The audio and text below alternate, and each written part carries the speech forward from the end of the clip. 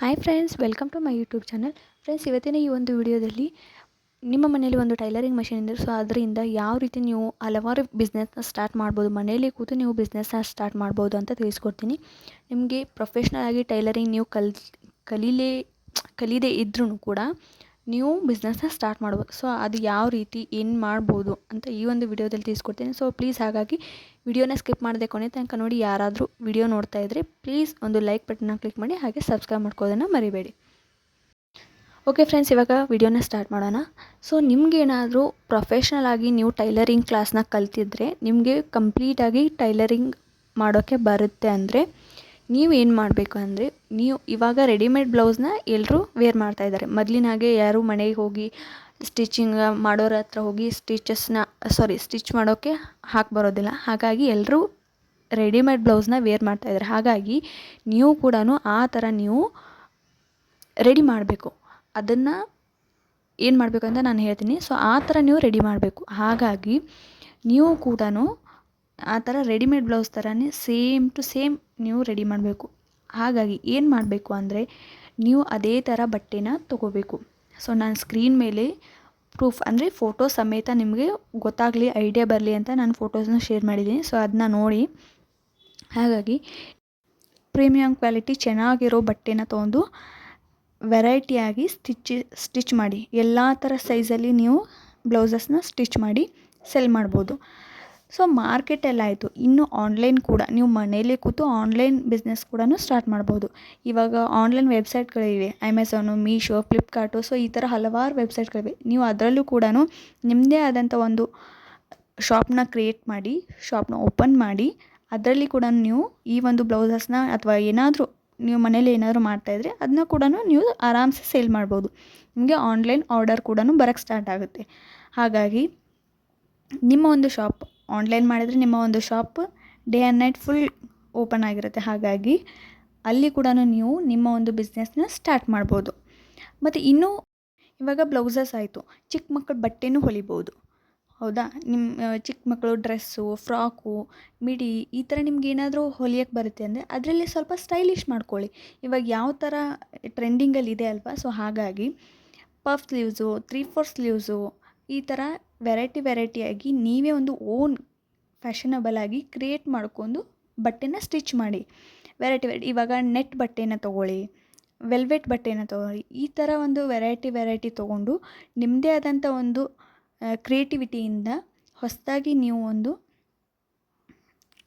Manufacturing ಮಾಡಿ, ನೀವೇ ಓನಾಗಿ create ಮಾಡಿ. ಹಾಗಾಗಿ ಅದಕ್ಕೆ ಮಾರ್ಕೆಟಲ್ಲಿ ಖಂಡಿತವಾಗ್ಲೂ ಬೆಲೆ ಕೊಡುತ್ತೆ, ಬೆಲೆ ಸಿಗುತ್ತೆ ಕೂಡ. ಹಾಗಾಗಿ ನೀವು ಕೂಡ ಸ್ಟಾರ್ಟ್ ಮಾಡ್ಬೋದು.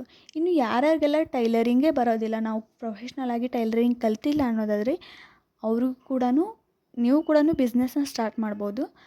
ಇವಾಗ ಜಸ್ಟ್ ಒಂದು ಸ್ಟಿಚ್ ಹಾಕೋಕ್ಕೆ ಬರ್ತಿದ್ರೆ ಸಾಕಾಗುತ್ತೆ. ನಿಮಗೆ ಒಂದು ಯಂತ್ರದ ಮೇಲೆ ಕೂತು ಸ್ಟಿಚ್ ಹಾಕೋಕ್ಕೆ ಬರುತ್ತೆ ಅನ್ನೋದಾದರೆ ಅವರು ಕೂಡ ಅರ್ನಿಂಗ್ಸ್ನ ಸ್ಟಾರ್ಟ್ ಮಾಡ್ಬೋದು. ಯಾವ ರೀತಿ ಅನ್ನೋದಾದರೆ, ಇವಾಗ ನಾವು ತಲೆಗೆ ಹೇರ್ ಬ್ಯಾಂಡು, ಹೇರ್ ರಬ್ಬರು ಹಾಕೋತೀವಲ್ವಾ?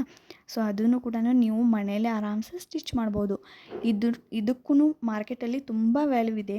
ಹಾಗಾಗಿ ಇದನ್ನು ನೀವು ಆನ್ಲೈನಲ್ಲಿ ಕೂಡ ಸೆಲ್ ಮಾಡ್ಬೋದು, ಮಾರ್ಕೆಟಲ್ಲಿ ಕೂಡ ಸೆಲ್ ಮಾಡ್ಬೋದು. ಹಾಗಾಗಿ ಇವಾಗ ಡಿಮ್ಯಾಂಡ್ ಸಖತ್ತಾಗಿದೆ. ಇದು ಕೂಡ ನೀವು ಮಾಡ್ಬೋದು. ಯಾವ ರೀತಿ ಮಾಡಬೇಕು ಅಂತ ನಿಮಗೆ ಒಂದು ಸ್ವಲ್ಪ ಐಡಿಯಾ ಬರಲಿ ಅಂತ ನಾನು ಸ್ಕ್ರೀನ್ ಮೇಲೆ ಫೋಟೋಸ್ನ ಶೇರ್ ಮಾಡಿದ್ದೀನಿ. ಸೊ ಅದನ್ನ ನೋಡ್ತಾ ನೀವು ವಿಡಿಯೋನ ಕೇಳಿ. ಇವಾಗ ನೀವು ಇದು ಕೂಡ ವೆರೈಟಿ ಬಟ್ಟೆನ ಪರ್ಚೇಸ್ ಮಾಡಬೇಕು. ಸೊ ನಿಮಗೆ ಮೀಟ್ರ್ ಗಂಟಲೆ ತೊಗೊಂಡ್ರೆ ನಿಮಗೆ ಬಟ್ಟೆ ಸ್ವಲ್ಪ ರೇಟ್ ಕಡಿಮೆ ಆಗುತ್ತೆ. ಹಾಗಾಗಿ ಎಲ್ಲನೂ ಮೀಟ್ರ್ ಗಂಟಲೆ ತೊಗೊಂಡು ನೀವು ಈ ಥರ ಬೌನ ಅಂದರೆ ರಬ್ಬರ್ ಬ್ಯಾಂಡ್ನ ನೀವು ರೆಡಿ ಮಾಡಬೇಕಾಗುತ್ತೆ. ವೆಲ್ವೆಟ್ ಬಟ್ಟೆ, ನೆಟ್ ಬಟ್ಟೆ, ಡಿಸೈನ್ ಬಟ್ಟೆ. ಸೊ ಈ ಥರ ಇಲ್ಲಪ್ಪ ನಮಗೆ ಬಂಡವಾಳ ಹಾಕೋಕ್ಕೆ ದುಡ್ಡಿಲ್ಲ ಅನ್ನೋದಾದರೆ, ಯಾರಾದರೂ ನಿಮ್ಮ ಏರಿಯಾದಲ್ಲಿ ಅಥವಾ ನಿಮ್ಗೆ ಯಾರಾದರೂ ಶಾಪ್ನವ್ರು ಟೈಲರಿಂಗ್ ದೊಡ್ಡ ಟೈಲರ್ಸ್ ಯಾರಾದರೂ ಗೊತ್ತಿದ್ದಾರೆ ಅಂದರೆ ಅವ್ರಿಗೆ ಕೇಳಿ. ಈ ಥರ ನಿಮ್ಮ ಹತ್ರ ವೇಸ್ಟ್ ಬಟ್ಟೆ ಇದ್ದರೆ, ಡ್ರೆಸ್ ಎಲ್ಲ ಕಟ್ ಮಾಡಿರ್ತಾರಲ್ವ? ಸೊ ಆ ಥರ ವೇಸ್ಟ್ ಬಟ್ಟೆ ಇದ್ದರೆ ನಮಗೆ ಕೊಡಿ ಪ್ಲೀಸ್, ನಮ್ಗೆ ಯೂಸ್ ಆಗುತ್ತೆ. ನಿಮ್ಗೆ ಏನಾದರೂ ಸ್ವಲ್ಪ ಮಾರ್ಜಿನ್ ಕೊಡ್ತೀನಿ ಅಂತ ಹೇಳ್ಬಿಟ್ಟು ಸ್ವಲ್ಪ ದುಡ್ಡು ಕೊಟ್ಟು ನೀವು ಆ ಒಂದು ವೇಸ್ಟ್ ಬಟ್ಟೆನ ತೊಗೊಂಡು ಅದರಿಂದ ಕೂಡ ನೀವು ಫಸ್ಟಿಗೆ ಬಿಸ್ನೆಸ್ನ ಸ್ಟಾರ್ಟ್ ಮಾಡ್ಬೋದು. ಫ್ರೆಂಡ್ಸ್, ಇವಾಗ ನೆಕ್ಸ್ಟು ಚಿಕ್ಕ ಮಕ್ಕಳ ಬಟ್ಟೆನ ಸ್ಟಿಚ್ ಮಾಡಬೇಕು. ಇವಾಗ ನ್ಯೂ ಬಾರ್ನ್ ಬೇಬೀಸ್ ಇರ್ತಾವಲ್ಲ, ಸೊ ಅವ್ರಿಗೆ ಲಂಗೋಟಿ, ಕುಂಚಿಗೆ, ಟೋಪಿ, ಸಾಕ್ಸು ಈ ಥರ ನೀವು ಅವತ್ತು ಸಣ್ಣ ಚಿಕ್ಕ ಚಿಕ್ಕ ಮಕ್ಕಳದು ಬಟ್ಟೆನ ರೆಡಿ ಮಾಡಿ. ಒಂದು ಪ್ಯೂರ್ ಕಾಟನ್ ಬಟ್ಟೆ ತೊಗೊಳ್ಳಿ. ಧೋತ್ರ ಅರ್ಬಿ ಅಂತಾರಲ್ವ, ಸೊ ಆ ಥರ ವೈಟ್ ಧೋತ್ರ ಅರ್ಬಿ, ಪ್ಯೂರ್ ಕಾಟನ್ ಬಟ್ಟೆ ತೊಗೊಳ್ಳಿ. ಸ್ಮೂತಾಗಿರಬೇಕು. ನ್ಯೂ ಬಾರ್ನ್ ಬೇಬಿಗೆ ಅದು ಸೆಟ್ ಆಗಬೇಕು. ಆ ಥರ ಬಟ್ಟೆ ತೊಗೊಂಡು ನೀವು ಕೂಡ ಸ್ಟಿಚ್ ಮಾಡಿ. ಸೊ ಅವು ಹಾಸ್ಪಿಟಲ್ ಇರುತ್ತಲ್ವ, ಸೊ ಎಲ್ಲೆಲ್ಲಿ ಹಾಸ್ಪಿಟಲ್ ಇರುತ್ತೆ ಅಲ್ಲಿ ಏನಾದರೂ ಶಾಪ್ ಇದ್ದರೆ ಅವ್ರಿಗೆ ಹೇಳಿ, ಈ ಥರ ನಾವು ನ್ಯೂ ಬಾರ್ನ್ ಬೇಬಿಗೆ ಬಟ್ಟೆನ ಸ್ಟಿಚ್ ಮಾಡ್ತೀವಿ, ಪ್ಯೂರ್ ಕಾಟನ್ ಇದೆ, ಮಕ್ಕಳಿಗೆ ಒಳ್ಳೆಯದು, ಈ ಥರ ಹೇಳಿಬಿಟ್ಟು ಅವ್ರಿಗೆ ಸೆಲ್ ಮಾಡೋಕ್ಕೆ ಕೊಡಿ. 1-2 ಸ್ಯಾಂಪಲ್ ಕೊಡಿ ಮೊದಲು. ಅದು ಸೇಲ್ ಆದರೆ ತಾವಾಗೆ ಕಾಲ್ ಮಾಡ್ತಾರೆ. ಹಾಗಾಗಿ ಈ ಥರ ಬಟ್ಟೆನೂ ಕೂಡ ನೀವು ಆನ್ಲೈನಲ್ಲಿ ಕೂಡ ಸೆಲ್ ಮಾಡ್ಬೋದು.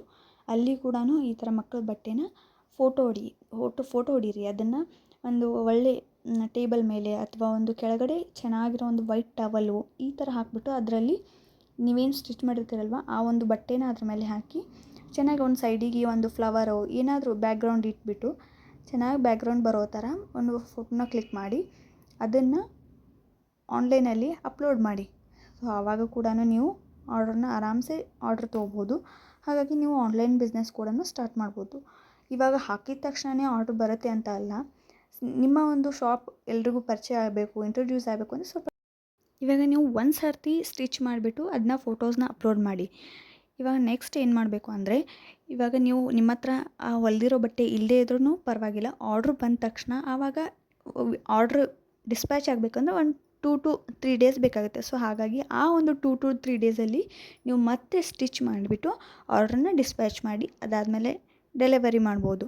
ಹಾಗಾಗಿ ನೀವು ಆರಾಮ್ಸೆ ಮನೆಯಲ್ಲಿ ಕೂಡ ಬಿಸ್ನೆಸ್ನ ಸ್ಟಾರ್ಟ್ ಮಾಡ್ಬೋದು. ಸ್ಟಿಚ್ಚಿಂಗ್ ಬರದೇ ಇದ್ದರೂ ಕೂಡ ಈ ಥರ ವೆರೈಟಿಯಾಗಿ ಮಾಡ್ಬೋದು. ಹಾಗಾಗಿ ಇದೇ ಥರ ವಿಡಿಯೋನ ನೋಡ್ತಾ ಇರಿ. ಈ ಒಂದು ಚಾನಲ್ನಲ್ಲಿ ಇದೇ ಥರ ಹೊಸ ಬಿಸ್ನೆಸ್ ಐಡಿಯಾಸ್ನ ನಾನು ಕೊಡ್ತಾ ಹೋಗ್ತೀನಿ.